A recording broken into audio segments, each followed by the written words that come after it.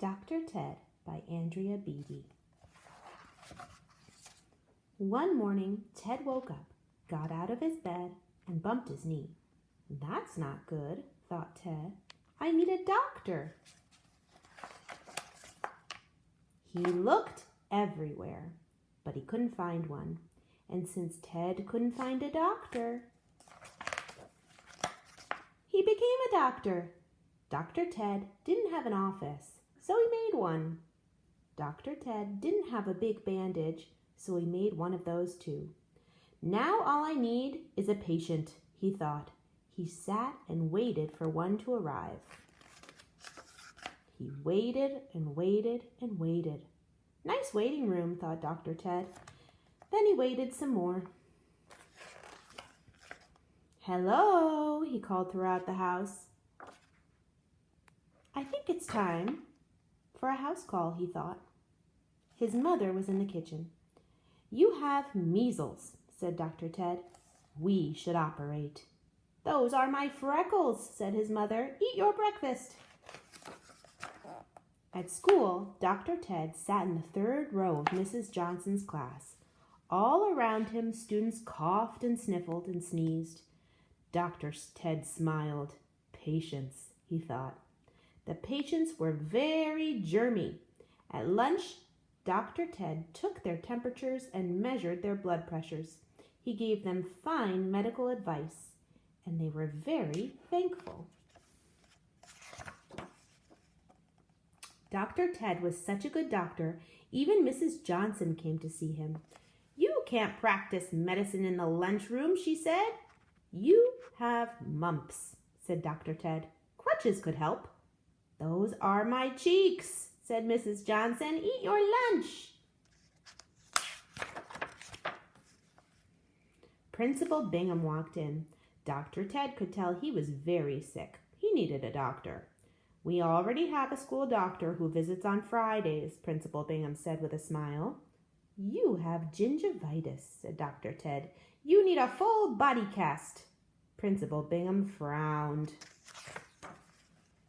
You also have bad breath, said Dr. Ted. You need a shot.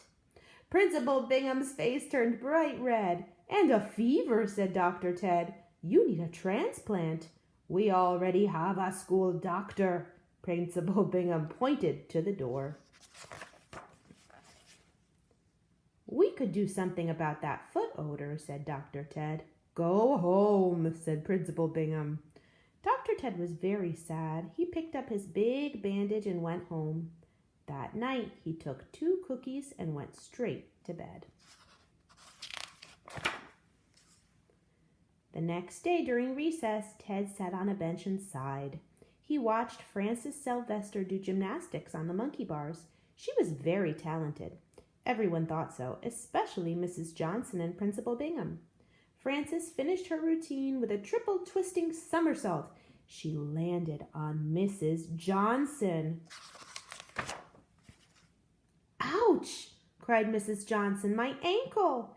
Principal Bingham ran this way and that. Help! He yelled. Call an ambulance. Call the fire department. Call the library. Just call somebody.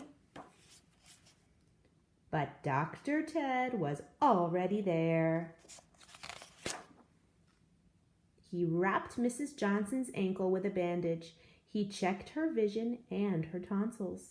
Take 2 cookies, he said. You'll feel better in the morning. Just then, the ambulance arrived, the fire department, and the librarians. It's a good thing you had Dr. Ted, they all said. There's always room for another school doctor, said Mrs. Johnson. My work here is done, said Dr. Ted. Keep the bandage.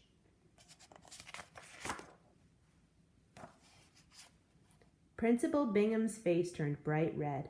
You really should do something about that fever, said Dr. Ted. That night, Dr. Ted closed his office, packed away his stethoscope, and went to sleep, knowing he had done a good job. The next morning, Ted woke up, got out of bed, sniffed the air. It smelled like burnt toast.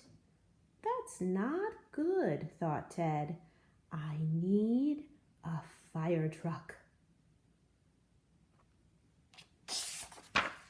The end.